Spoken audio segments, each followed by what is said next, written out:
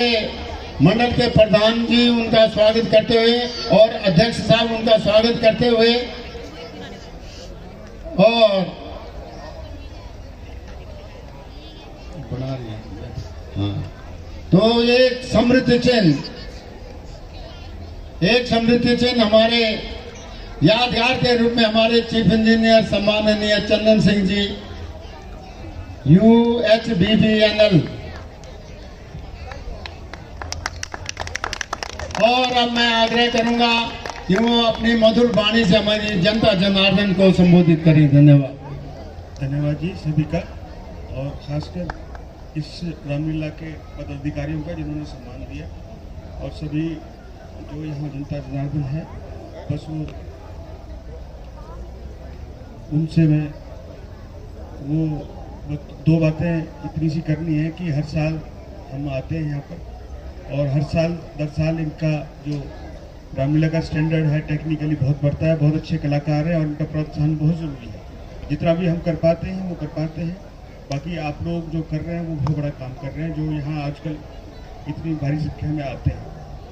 बस मैं ये इतना कहना चाहता हूँ कि भगवान राम की जो ये रामलीला है, इनसे दो तीन चीज़ें हैं जो हम सीख सकते हैं। वो सबसे पहली बात तो ये है कि पहले राजा महाराजाओं का जो ज़माना था उसमें भगवान राम ने एक बहुत बड़ी दशा दिखाई, एक पत्नीवाद। उससे पहले हमारे राजा महाराजा बहुत मतलब 7 रानियाँ 11 रानियाँ 365 रानियाँ ऐसे रखते थे।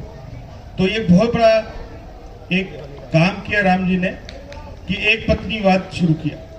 नहीं तो राजा के पास बड़ी पावर होती है, बड़ी ताकत होती है, बड़ी सेना होती है, बड़ा पैसा होता है, वो कुछ भी कर सकता है, उसका शब्द ही लॉ है। अब तो सुप्रीम कोर्ट है, पार्लियामेंट है, पुलिस है, अलग अलग चीज़ें हैं, लेकिन उस वक्त क्या होता था, राजाओं पर बहुत पावर होती थी, वो कुछ भी कर सकते थे। लेकिन भगवान राम ने ये दिशा दिखाई कि एक पत्नीवाद, और ये दिखाया कि अगर आप किसी की पत्नी पे भी गलत नज़र रखते हो तो आपका हश्र क्या होता है। In spite of this thing, एक इसमें एक्ट है। हालांकि रामलीला में उनके पिताजी की 3 पत्नियां थी, और ये एक्ट दिखाया कि अगर ये 3 पत्नियावादी लोग हैं वो दुख से कैसे मरते हैं। मतलब आप समझिए कितना बड़ा काम इस दुनिया के लिए उन्होंने किया। और एक सीखने को ये चीज मिलती है, अगर आप निस्वार्थ सेवा करते हैं जैसे हनुमान जी ने किया, उनका कोई इंटरेस्ट नहीं था, तो आपका पद भगवान से भी ऊपर जाता है। आज जो पूजा हनुमान जी की होती है वो राम जी से भी ज्यादा हो रही है, इसलिए उन्होंने निस्वार्थ काम किया सारा, कोई स्वार्थ नहीं था उनका।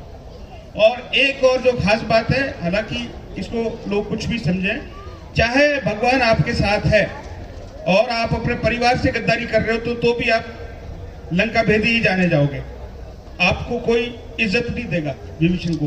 तो मैं ये मानता हूं कि जो रामलीला है वो बहुत जरूरी है हमारे समाज के लिए दिखाना, और मैं इन सबका बहुत बहुत धन्यवाद दूं। धन्यवाद।